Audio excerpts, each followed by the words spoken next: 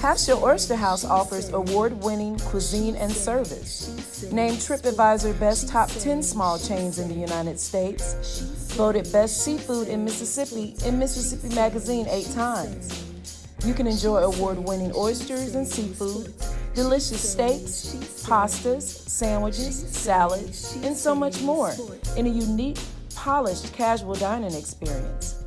Half Shell Oyster House is located at 115 Laurel Park Cove, Suite 105, Flowood, Mississippi 39232. Or you can give them a call at 769-257-7586. And hey, tell them Sonia sent you. She say sports. She say sports. She say sports. She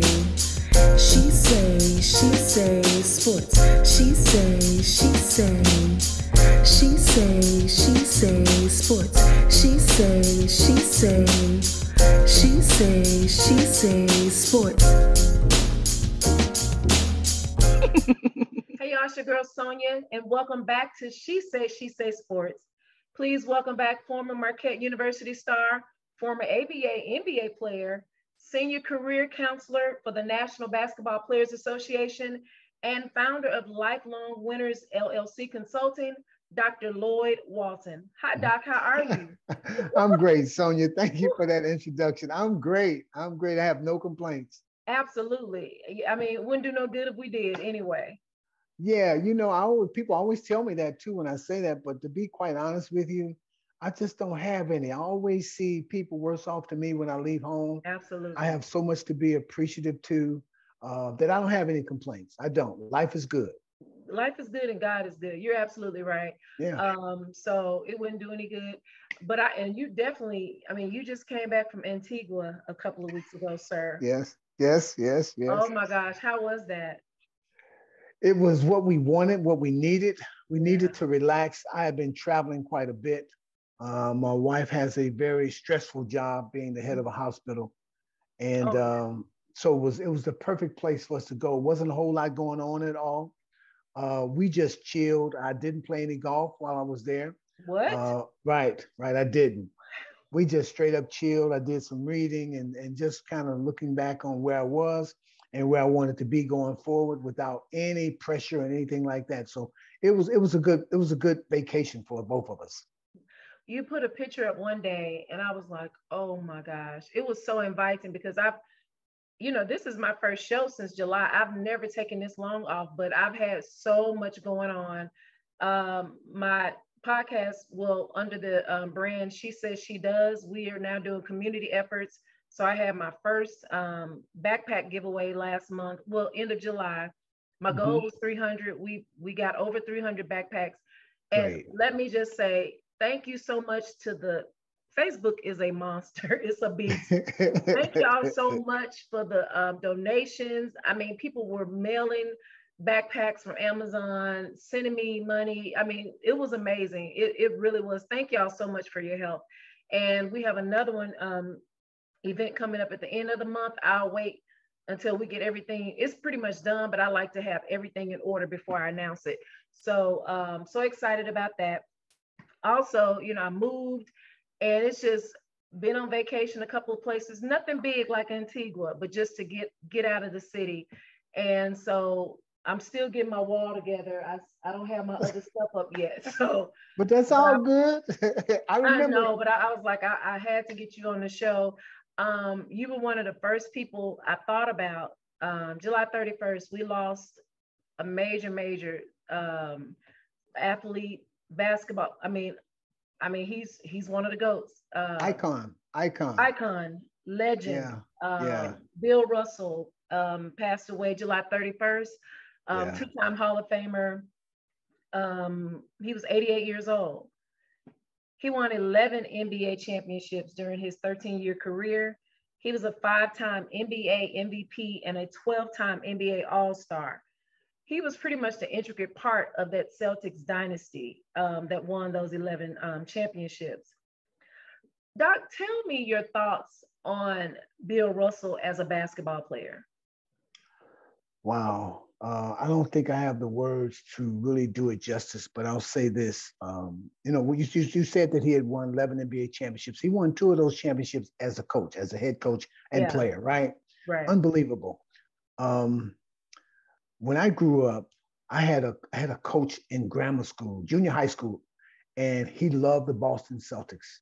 Mm-hmm. And he told us about almost each one of their first 7 players, and what their commitment was and who they were as men.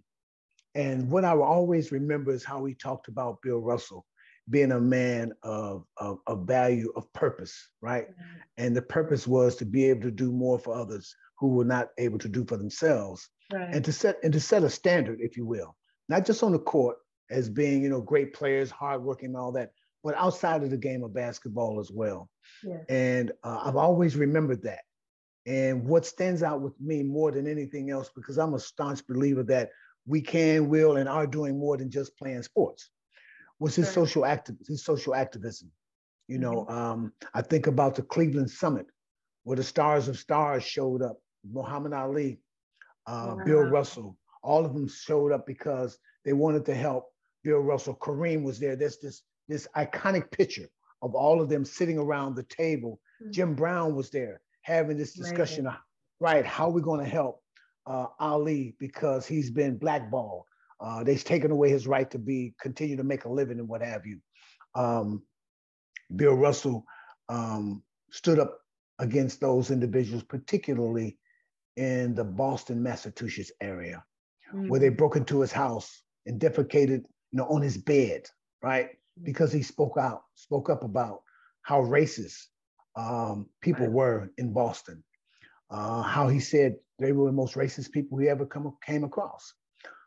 He came in the league when there was still the separatism of where you could stay in a hotel, right? So I remember reading one city where they said, well, the black players went in, there was 3 or 4 of them with the white players, and they said, you can't stay here.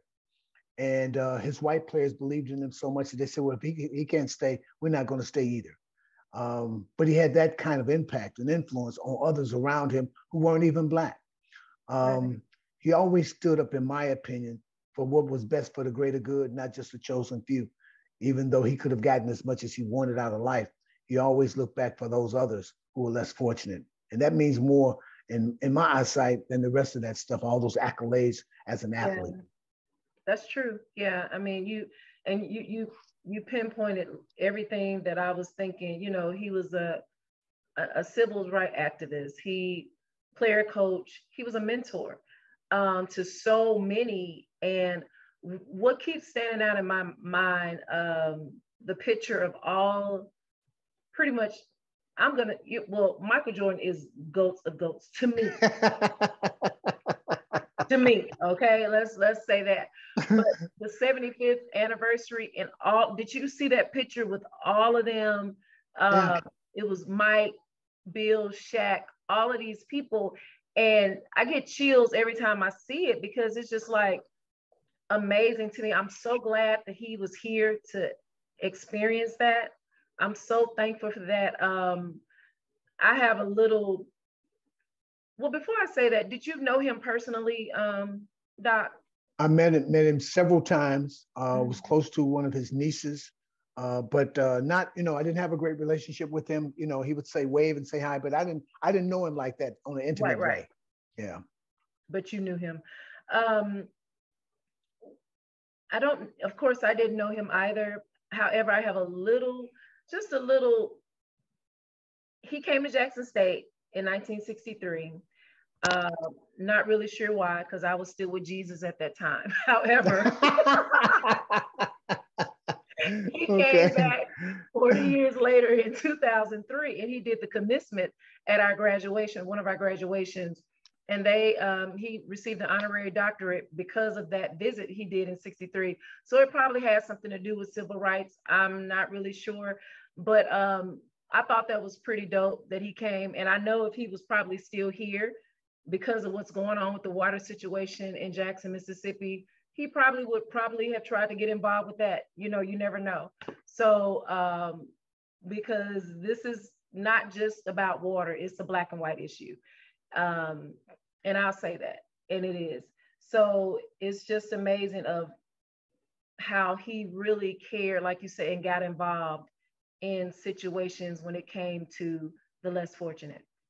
Yeah, that's an example that younger players should heed. I don't tell anybody what to do, but I think when you understand and you have a knowledge of what the history is of people like Absolutely. Jim Brown himself and Ali and stuff like that, then you try to find a niche for yourself and how can I contribute in that manner for the less fortunate. And I just don't think we do enough of that sharing, so young people will understand and know that all this is possible, and it's possible because someone's done it before you and given you unbelievable opportunity that you have today. So to whom much is given, much is expected, right? But I do want to just change and just share this with you because you said Michael Jordan was the GOAT. I actually worked for Michael for 3 years. I was the executive director of the Jordan Family Life Center here in Chicago. When I arrived in Antigua, I think the first day I get a phone call, and it's from my boo. Oh, I'm sorry. No. Sorry, that's that woman's husband. I'm sorry. Go ahead. I got a actually, was it a phone? Yeah, it was a phone call. I got a phone call from my former teammate and good friend from Marquette, Butch Lee. Okay. And Butch had his son on the phone, who actually played for St. Joe's, who made the run in the NCAA tournament this year. Right. But they were having this discussion about who was the GOAT. Oh, wow. Right. So without giving you all the details and, because going back and forth, I gave him my opinion and my feelings and thoughts, because I don't like to really compare eras because they're different. They're different resources and what have you. Right. But it got to the point that even Butch's wife got on the phone and chimed in who she thought was the GOAT. And then my wife got on the phone and they had a discussion about who was the GOAT. And I will tell you this, both of them said Michael Jordan was the GOAT. Women know, and it's not. Man, y'all just know it because he looked good. That's what y'all know. Okay, yes. Hold the phone. I've loved Mike since he was at Georgetown, and he was not the cutest. Where was he at? I'm sorry, I'm thinking about the game when they played Georgetown. Okay. North Carolina. I've been a Tar Heels fan. I was 12 years old when I told my mom. I was like, oh my God, I loved him. But listen, it's Michael, and it's not about the stats and all the MVPs. He changed the look of the NBA, the way he dressed, the way he carried himself. The players were not doing that really before that. I mean, don't get me wrong, they still look nice, but Michael changed everything. And some people try to give the Fab Four with the long shorts. Michael started that first. I mean, it was just, I don't know. I'm sorry. He's it. Well, I look at the way he was able to impact sports, particularly from a perspective of being an African-American. Absolutely. He took it to another level, first of all, because he took it as a real business. And that's the way he conducted himself. For not taking days off, saying, I got to play, and people want to know why you should take a day off the way you're playing. No, because those people who bought those tickets, they may never see me play again, and I got to go out there and perform. Absolutely. I wish more players were doing that. The second part of that. I'm so glad you said that. I mean, it's a fact. I'm sorry, it's just a fact. It's because I've always had an issue when some of the players, they don't play like the last few games before the playoffs. That's crazy to me. These people play, like you said, paid money to come and see you, and they may not ever get that chance again. Do your job. Yeah, I know you may be tired or you're trying to make sure you don't get injured. Do your job. They paying you millions of dollars, money that most of us won't ever see, and they're paying. I don't think that's fair. You're right. And the other part that he took to another level was the business optics. You saw him come to the arena and leave an arena with a suit on, with a shirt and tie, dressed like a businessman because it is a business, right? Sure. And he conducted himself as a businessman who signed a contract, even though there were players who were making more money than him and probably shouldn't have. He wasn't one of those guys who went and complained and say, well, I should be making more money. He lived out the life of the contract and then negotiated another contract to be paid what he thought he was worth. Those are values that most people don't really understand. As you look across sports, period, you see players now saying, well, I'm not going to play because I should be making this and I should be making that. You signed a contract. You should be able to live up to that contract. And I know how things change, and players have to understand that things change. Because if you sign a contract in 2015 and somebody who's not as good signs one in 2017, he's probably going to make more money. Y'all play the same position. Absolutely. That's true. Unfortunately, it's not what Fat Joe said. And Fat Joe said the price today is not the price of tomorrow, right? It's not. I get that. But you got to have some value in your word, right? In your word that, hey, you had enough faith in me to offer me this, and I thought it was good, and I signed the papers, right? That's right. Contracts are binding. I should be able to live up to that and not just try to get out every time I think that I'm underpaid because somebody else is making more money. I just think that's unfair to the game itself, and certainly unfair to the people you sign a contract with, the owners. I totally agree. So you didn't say what you and Butch, who you and Butch said were the best. I'll tell you, Butch said Wilt Chamberlain. Okay. And I didn't say, I said that I look at it era-wise. But I did say this. I said, if you wanted a player, if you needed the ball, if you needed a basket at the end of the game, I would choose Michael Jordan. If I needed somebody to make the right play, I would choose LeBron. Just to play. And that's not to take away from either one of them. I'm backing out just because I don't like to do the era thing. Right. You know what I'm saying? Because you're talking about two great players, and what happens most of the time that I think when they start comparing, they try to put one down to make the other one greater. And that we shouldn't have to do that because they are both great players. However, I would choose Michael any day over LeBron. Because, all right, let me just ask you why. Why so? Well, he frightens me. He's not clutch sometimes to me. He just kind of makes me nervous, and he whines a lot. Okay, Michael did too, in certain. No. But I think that because the only player, the only player that reminded me of Michael, who had this killer instinct, Kobe. right, and wanted to was Kobe. Yeah. And I think it's unfair to compare LeBron to be that because that's not who he is. He's more like Magic, right? He makes the right play. And I don't think people understand that. They're great players, but in their own right, they have a different value in terms of what they do for the team. If you wanted to hoop, I'm giving the ball to Mike, period.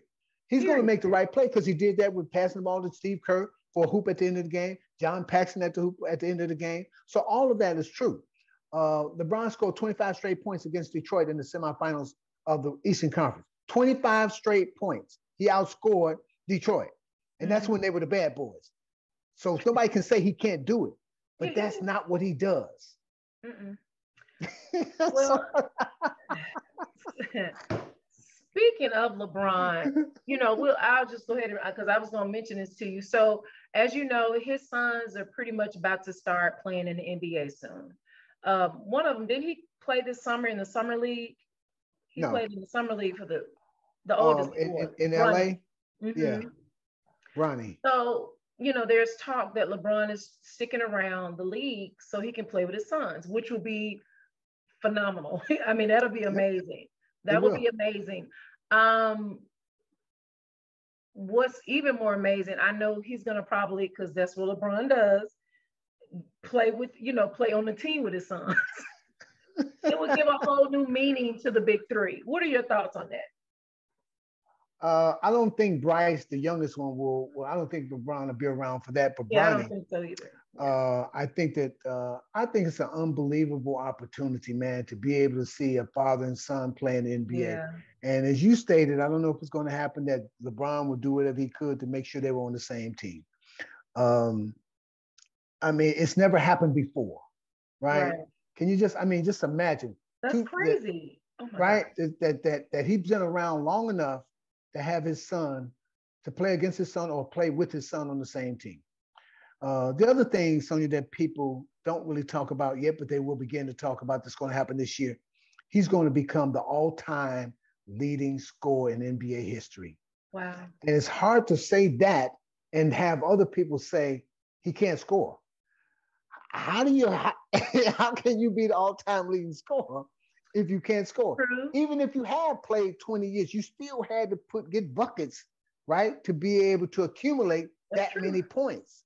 So these are some unbelievable times. I honor all of them and what they accomplished. Even if his son plays with him, I think it'd be unbelievable. I had people talk about his son like he wasn't good enough and he's only there because of his dad and all that. Just like, come on, man. Skip Bayless talked about his son 3 weeks ago because Bronny went in from the left side and dunked with his right hand, and Skip Bayless said, "Oh, well, your dad would have did it with." I mean, just unnecessary kind of comments. Yeah. I think to gain some attention and hopefully to do something to make LeBron say, all right, well, I'll come on your show, which he's not going to do, and he shouldn't. He shouldn't.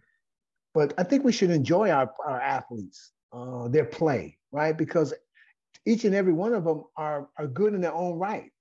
And rarely do you see somebody coming behind your top 15 players who can duplicate what they did. They're just different. And they're there to enjoy and, to marvel at, actually. And I agree. I mean, I think we give them a hard time as a whole. I mean, I'm not a LeBron fan, but I do. You sound so much like my wife. I love her. I love Mrs. Walton. I love her so much. Tell her I said so. I'm not a fan, but I respect him as truly an amazing player, but I respect him more as a husband and father, and he does some great things off the court. The school he started in Ohio, I appreciate that. He has some amazing shows. I love his shows. He's a great producer. That is what I like about him more than anything. But yeah, I'm not. I could never get her to tell me why. So I'll even ask you why. I'm gonna tell you why. Okay. And I have not, and a lot of people in Jackson was like, you need to let this go. But this happened, I had just moved back from Dallas. I think this was maybe 2010, 2011. And Mo, he was on the team, he was with the Cavaliers. Mo brought him here to do a camp. Well, he came and the kids were so excited. And he, from my understanding, because I was not there, he only did he was late coming to the camp. He took a group picture with them. He didn't spend any time with the kids or talk to them or show them anything. And then he was out. And that bothered me. Yes, he was young. That was 12 years ago. I get it. But that was like, why even come? What was your purpose? He missed the whole camp. He only came one day. And I haven't been right with him. And then when he did I'm taking my talents in Miami, just go. Why we got to go through all of this? And then I'm old school. I'm very old school. But I know I got to come out of that. Think about it. Our parents stayed on the job 30, 40 years. Michael stayed with the Bulls. It was 25 years before we got our very first championship. He stayed there. We got, if he had didn't retire that year and a half, 19 months, we probably would have had 7 or 8, who knows? But he stayed. And I mean, all this flip-flopping, Cavaliers, Miami, Los Angeles, and then you pulling out, I don't like that. It's like, so can you, I don't get it. I don't like it. So let me ask you this. So now, there's a plethora of players who have followed in that from KD, right? But he started all of that. LeBron started all of that.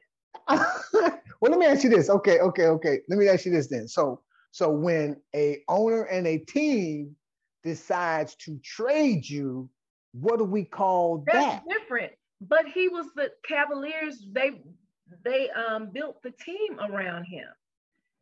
And I get it. You didn't even give it a chance. You just was like, I'm out. I'm gonna go with Dwayne and what's the young man who Chris Bosh. Yeah, Chris Bosh. I mean, it was just like, whatever, But God. let me So ask you this: Did LeBron live out his contract? he did, yeah, he did. But they wanted him to. Okay, I realize it may sound crazy, but I mean, because that's just like like kids my age and younger, they don't stay on jobs like our parents did. So that's why I No. brought that up from the beginning. That's why I brought that up. Because we Yeah. do, you will, like, oh, I'm taking my talents here, or I get it. But we waited for an hour for you to tell us that. I mean, just do it. Go. Bye. Okay.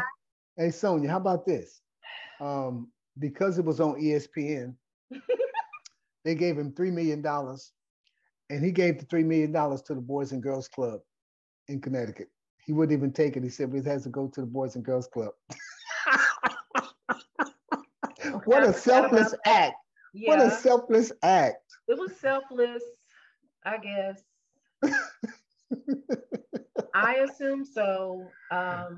However, he is still not one of my favorite players. I respect him as one of the greatest players. Stop comparing him to Michael Jordan, people. He will never be. Just let it go. Let LeBron. I want LeBron to be LeBron. Let Michael be Michael. Let Kobe be Kobe, and et cetera, et cetera. That's all I want.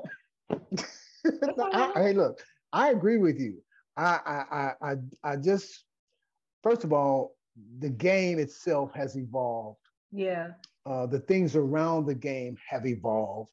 Mm-hmm. As I tell friends all the time, we practiced in a gym that had windows that were broken in the wintertime.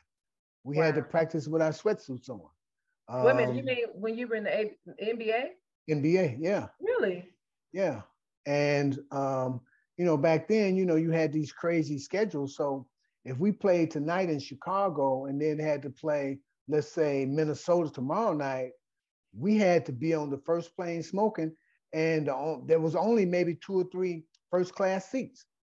And your first class seat depended upon being a veteran.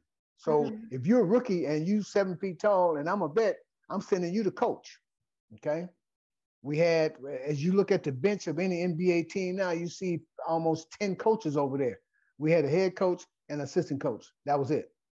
Just the resources in themselves. Every arena I go into now and go see our teams, they have these beautiful practice facilities, not even the arena that they play in.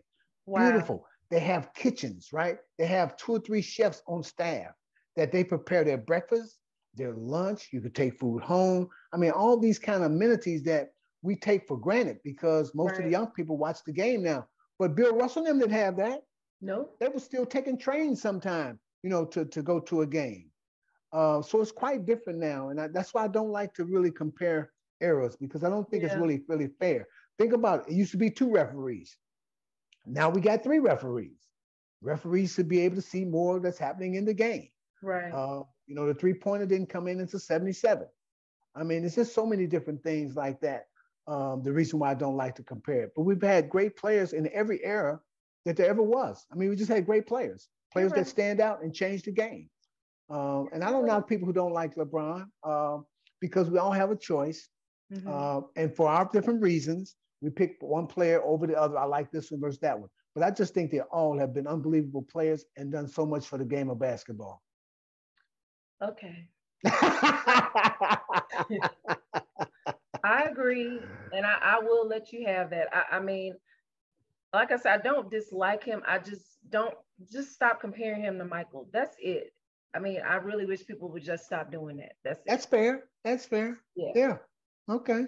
So, I'm so glad you brought up when you were in the NBA. I had totally forgot to ask you about this. The ABA, they're now paying those players. What type of pay is it? I forgot. Eligible pay or something. Yeah, it was because they didn't play enough years and have a pension set up for them. Okay. That and the Retired Players Association have been really been an advocate for those players who now are not getting any pension and who have fallen on really hard times. Yeah. But I'll tell you this, and I was in the meeting when it was brought to the floor, when it was brought to the present day players, and they unanimously said, we got to make sure we take care of them. It's not going to be life changing, but some people say it's going to be life changing, but they're going to get X amount of dollars per month. And it is going to be life changing to some of them because they really, really, really need it. And they really have fallen on hard times. Right. It's going to be able to help them do some of the normal things that we take for granted. Making sure that the lights are on, for example. Yeah. Making sure that there's food, in the fridge, in the cabinets, on a regular basis. I love that. Those things we take for granted. But I'm just so proud of our players today who stood up and said, yeah, we know where we came from. We know why we're where we're at. Yeah. And it's because of them who came before us. That's right. That's right. Yeah. I'm so happy about that. When I heard that, I immediately thought about you. And I'm so glad you brought that up because I totally forgot to add that to my notes. So that's awesome to know. I remember older lady, she said, it's more than what I had. And, it'll be more than what they had. I mean, because it may not be life-changing, but to some, it may be. Right. And I'm so grateful that it was unanimous that they voted to get that for the players. That's awesome. So Doc, you're the senior career counselor of the NBA. Please elaborate on what do you actually do? Okay. Let's just stick with the formal part of it. And that is that from the time that a player comes into the league, I'm there to guide, support, and direct them in terms of what they're going to do outside of the game of basketball and prepare for their future. The NBA playing career is only 5 years, which is a very short period of time. If you think about a player coming in at 18, by 23, they're out of the league, 19, they're out of the league. It happens so fast, right? Yeah. So as soon as they come in the league, we start this conversation about trying to find out what else that they're passionate about. What are some of the industries they would like to explore? And when we find that out, what we did was we created 4 staple programs. And we did that because players said they were interested in these industries, right. Real estate, technology, broadcasting, if you will. And then the last one is, create your own future. If there's something that's outside the general thing, like, coaching and things like that, we will create that opportunity for you. So we want to introduce our players to industries that they're interested in and let them see what it's like on a day-to-day basis. And so what that means is that we try to put them in a position to win-win. And what do I mean by that? So if you say you're interested in real estate, for example, we're going to get you to our real estate program, 1. 2, we're going to introduce you to some very successful individuals who look like you and had some of the history and journey that you did. Right. And the beauty of it at the end is that we refuse to let a player say that's a loss, because what it is, if you don't want to do it, that's a win because you check that off and go to the next thing that they might want to do. We want that transition, that inevitable transition that's going to take place. We want it to be as seamless as possible. So we got to do some work. We got to find out what you're really passionate about, how you want to be seen, what kind of life do you want to create when that ball stops bouncing. I don't care who you are and who you've been. The ball is going to stop bouncing for whoever you are. And the best time and best thing to do is start creating the life that you want to live while you're playing, because you can meet anybody that you want to. Now, most business people, most successful people like sports. So they watch ESPN too. They know when you've been cutting out on the team. And if you haven't established a relationship, it's going to be harder to establish that once you're out of the league. So we encourage you and we show, guide, and direct players to be able to establish these relationships, because the fact of the matter is that most successful people, they want to tell you how they became successful. That's true. Right? Right? I mean, it's so simple, right? Yeah. You to somebody who's been successful in the industry that you want to go into, they want to tell you. You just be patient. You will find out. And most of the time when they tell you how they've been successful, they would like to take you under their wing and really show you how to do it in an intimate way. So the opportunity for the kind of life that you want to live is at your fingertips. All you have to do is be patient enough to take your time to do it. Nothing happens overnight. So Doc, so they kind of have like a, if you will, like an internship with some of these people in a sense. Absolutely. Some will do that in a heartbeat. That is awesome. Yeah. Wow. Some guys will just take the time to say, hey man, you my guy. What is it that you want to know? What is it that you want to see? You know, let's establish this now. Here's my phone number. Call me. I can't tell you anytime that we've had one of those meetings, whether it's real estate, technology, et cetera, broadcasting, et cetera, where nobody said, hey, here's my number. You can call me anytime. You got any questions? People are always opening up themselves and giving guys access to them that nobody outside of this would even get. So you have to take advantage of this. So do many players utilize this service, or is it required for all NBA players? No, it's not required. Okay. I would tell you this, in all honesty, I wish more players would take advantage of it. Because here's what happens, Sonia. Say a player has 7 years in the league. He has a decent career, you know, played 7 years. That's a nice career, made a nice buck, right? Mm-hmm. Almost inevitably, in the first 18 months out of the game, he's trying to figure out what he wants to do. And so now my phone is blowing up, right? Because my thing is like, man, you sat there for 7 years. You had every one of these programs at your fingertips that you could have gone to and found out if you really like it and wanted to pursue it. And now you want me to work my butt off to help you. Well, I'm going to help you, but remember now you're out of the league. So you're not a priority. I'm going to get to you when I get to you. I see. Yeah. So it is open to to former players. It's not just current players. Former players, but we also have a program now. It's called Off the Court that was designed specifically for those players who are no longer in the league. Okay. So, I mean, let me just say this, man. There is no way, no reason for a player not to be able to move forward in their life in the industry that they want to, unless they choose not to. If they choose not to. Because it's available. So, hypothetical. Player hadn't played 20 years. He can come to Off the Court? Yeah. Wow. Yeah. That's awesome. Yeah. So it's kind of like a job search thing for them in a sense. Yes. There's plenty of opportunity. Wow. You know, because sometimes players, I tell you, some of the things that happen, you know, once you've been away from the game, you don't necessarily have the contact with all the different people, your teammates, et cetera, right? And so you almost feel, nobody's doing it, but you almost feel like you're being ostracized. You're out there by yourself, right? Mm-hmm. And you find guys that you'll see guys or somebody will run into a guy and he says, man, I wish I could do so and so. They'll be like, all you got to do is call. All you got to do is call, have the conversation. Yeah. And, you know, we'll help you out. Guys feel like they're asking for something that they can't get. They don't feel like they're a part of it anymore. And the thing about sports is, you know this, when you start playing sports, I don't care if it's football, baseball, basketball, usually you start at a very early age. Right. And you do that, right? Let's say you start at 5 and you go through that all the way up to that professional level and you're out of the league at 26, 27.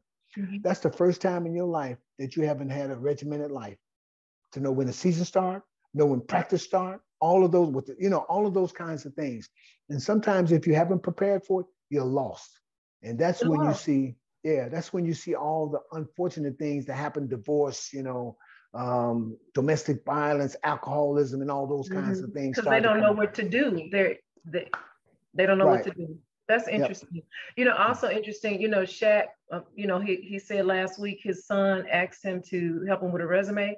And he was like, I was embarrassed. I didn't know how.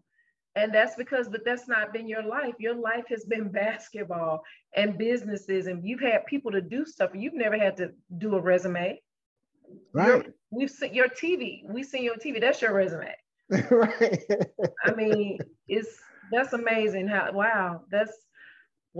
I'm glad they have. I'll tell you something about Shaq. I mentioned our broadcasting program. So usually we only have enough room for about 5 to 7 players. Shaq was still in the league. And so Shaq said, I want to do it. Right. And at that time, we were asking guys to put up $2,500 because guys were saying they wanted to do it and they wouldn't show up.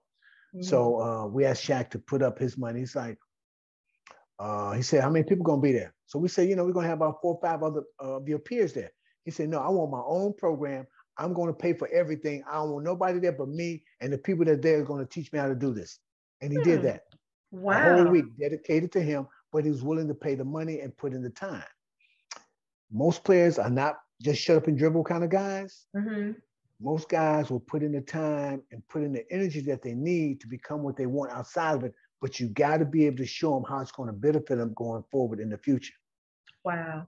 Well, trust me, I enjoy him, Ernie, and the gang. I'm cracking up after the games with them. They are hilarious. So, Charles, I'm glad he paid the money and did what he needed to do, because it is pure comedy with them sometimes. It is. It really is. That's just his personality anyway. That's just who he is. So I really enjoy it. So, Doc, tell us about your own business, Lifelong Winners LLC Consulting. Wow, Sonia, I'm glad you asked. So this has been something that I wanted to do probably for 10, 11 years. So I began to think about my journey and other journeys that I observed of athletes. And I came to the conclusion that we can not only win on the court and the field, but we can win in life. Yeah. And that's why I titled it Lifelong Winners. There's some things that I think that you need to be abreast of, sure of, and there needs to be a map laid out for you to be able to follow. And in Lifelong Winners, there are 4 services that I offer: life skills, transition plans, branding, networking, and then the ability to use your athletic platform, if you will. You know, a lot of our guys are coddled, pushed through academically, through life, right? And so they don't really understand, you know, some of the important things that you learn with life skills, you know, just how to problem solve, your critical thinking, right? How to negotiate outside of sports, you know, decision making, real life skills for real, you know, everyday life. And then transition plans. What people don't realize is most everyday people have 26 transitions in their life that they don't even think about. Athletes have 3 times that many. So you think about it for yourself. You go from high school to college, or you go from grammar school. All of those are transitions. You go from dating somebody to getting engaged, and then you get married. Then you become a father or a mother, right? Right. Let's say you have 3 or 4 jobs in your life. All of those are transitions that we don't necessarily think about to the degree of preparation and what it means for me and those, the older you get, that surround you, your kids, your family, right? And then understanding the branding. How do people see you? When they see you, who do they say you are? Do they say, she say? Because they should. That's your brand, right? Yeah. Right? And then the networking part, you know, players have to understand, which most of them say they don't understand. How do you really network? You put yourself, I call it strategic networking. If you're interested in real estate, every city in America, major city particularly, has like a real estate seminar. That's where you need to be. Yeah. Because these are like-minded people. They're trying to do some of the same things, right? And I always use the analogy like when you wanted to hoop, you're in high school, you wanted to play for the best AAU team. Why? Because they offered you the best opportunity to go to the best college, right? So you could be seen. All of that is part of networking. So now you're taking it to another level. So the networking part, and then the last part of it is using your platform, your athletic platform, if you will. And you're using that in a way where you can contribute to other people's lives, to your community. Everybody was a star somewhere, whether it was where you went to high school or where you went to college. People know who you are, they remember you, and you could go in and help people and guide and direct and do the same thing that was done for you as a young person growing up. So that's awesome. So this is this for former athletes only? This is for all athletes. Current and former. Current and former, male and female. Well, I'm a former kickball player. I started the league here a few years ago. Can I be? Everybody has an opportunity who's an athlete to take some of those transferable skills, right, to the next level. So absolutely, absolutely. Okay, I'm gonna call you. I'm gonna see. Okay. I'm so serious because that is really awesome. That a lot of people don't know how many opportunities that athletes have after they leave the league or while they're in the league. And it's really awesome that you're doing this. I mean, kudos. This has been something I've really been thinking about, because I know, and I went back to, and got certified as a life coach, because that's what it's all about for me. Right. It's helping guys, because I know what the journey looks like. I know what it feels like, and I've been through it. Right. But these are the kind of things, our services are the kind of things that I think make you whole and complete to be able to move forward with no holes. You move forward because you understand how to communicate. You understand what critical thinking is, right?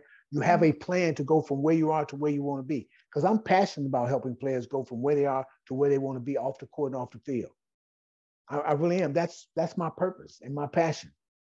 So Doc, do you think some of this passion came from you being an actual athlete and not having some of those opportunities? I don't know if that was even available at that time. You hit the nail on the head, and this is the perfect question. Let me just tell you what happened. So my career ends. I thought I was going to be in the league 3 or 4 more years, and I get cut. And I went home and I sat on the couch for 2 weeks. I had no idea what my next step was. What's the plan, right? No idea. We had no programs or services in the NBA at that time. You were left to fend for yourself. Wow. And as I went through life and I came back into the industry that I love, I began to see that there were some things that had been put in place since I had left. But there also were some things that were missing, in my opinion. And so I wanted to create something to fill that void going forward, that no player, if they wanted to, would be in question about how to move forward in their life if they have a chosen industry that they want to go into. If they want to get on solid ground, again, this is the way you do it. And that's why it was created. Wow. That's awesome. Thank you. That's awesome. Yeah. Wow. In fact, let me just say, I called, I said, Mo. I ended up communicating with Mo because I was saying, look, man, I need to come down and talk to your players. Okay.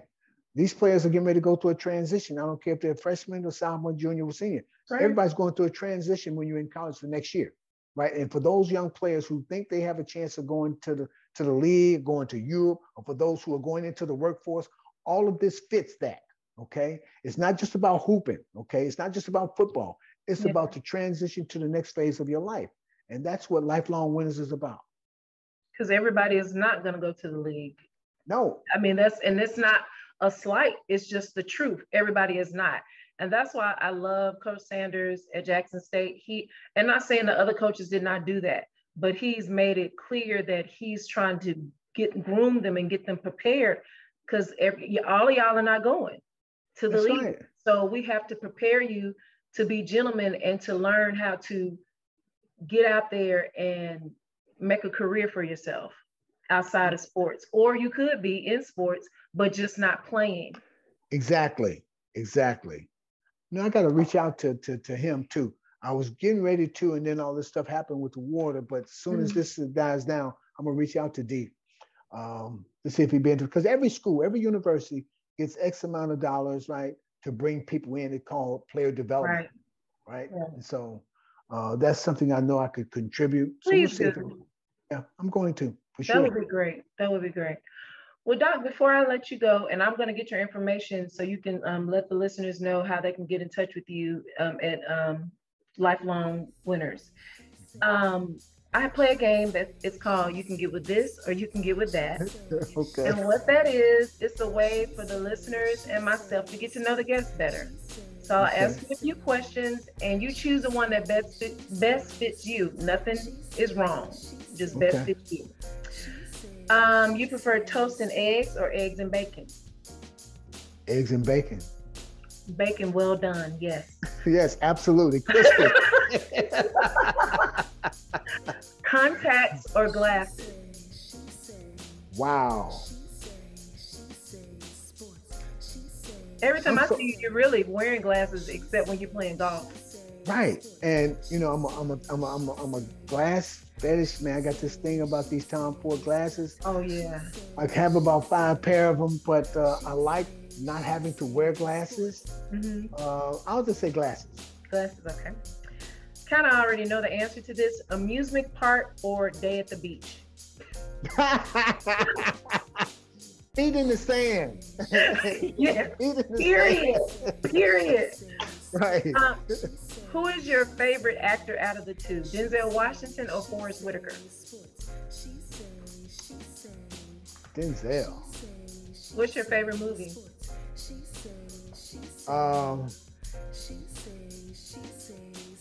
Gosh, there's so many. I know. I will say Godfather. Yeah, He was the Godfather? Oh, you mean favorite Denzel movie? My Denzel movie. Oh, okay. I was like, Gangster. what? American Gangster. Absolutely. My favorite Denzel, I would have to say, oh man, I can't even think of the name of it. What did he do? When he played the trumpet. Whoop. Oh, More Better Blues. More Better Blues and Training Day are my favorite too. My favorite too. Training Day was the bomb. Oh yeah. Yeah, I went and saw that twice. It was in the theater. Would you prefer the painful truth or a comforting lie? Painful truth. Absolutely. Yep. Just be real with me. Yep, give it to me in the raw. I'm good. Which is your favorite version of Sweet Thing, by Shaka Khan or Mary J. Blige? You know, Shaka's from Chicago. I know. I already knew you was gonna choose. I know. I got to go with the Chi-Town girl. Absolutely. Yes. Would you prefer free gas for a year or free food for a year? Free food. Absolutely. Free food, yeah. No question about it. I buy my own gas. Yep. Would you rather pause time or rewind time? Rewind. Why? There's so much that I know now that I didn't know. See, today I know what I don't know. Right? Yeah. And to be able to rewind and be able to implement that now. Oh God. Man, it would be so different. It would be so different. I know. It really would. Last but not least, Bill Russell or Wilt Chamberlain? Bill Russell. I don't even hesitate with that. For some of the reasons that we talked about earlier on. Absolutely. Yeah. Bill. Absolutely. Okay. Doc, thank you so much for joining me today. This has been such a pleasure. You've actually opened my eyes about some things about LeBron. So I will do better. But tell the listeners how they can follow you on social media, as well as give the information regarding Lifelong Winners LLC Consulting. Instagram, Dr. Lloyd 1123. The business is, you can reach me at lifelongwinnersconsulting.com. No spaces, lifelongwinnersconsulting.com. And there's a phone number attached, 872-600-4424. Okay. And guys, you can follow me at She Say Sports on Facebook, She Say Sports 23 on Instagram, at She Say 23 on Twitter, and please subscribe to our YouTube page, She Say Sports. You see that 23 is in I there. know when you said it, I was like, I know why she uses that. Oh my God. Come on now. Yeah. My kickball number was 23. That was my jersey number 23. Well, yeah. And the colors was black and red. I'll just tell you this in closing. Long before MJ came, my number in high school, and I was the All-American, was number 23. Really? Was. Okay. Well, you one of the greats. Wait a minute. And my date of birth is 23. What month? November 11th. No, okay. 11/23. 11/23. Yep. Okay, cool. Well, it's really real in your life. That's right. It really is. You worked with him for 3 years, so. That's right. Yep. Well, guys, that's our show for today. Until next time, this is Sonia with She Say Sports. Bye.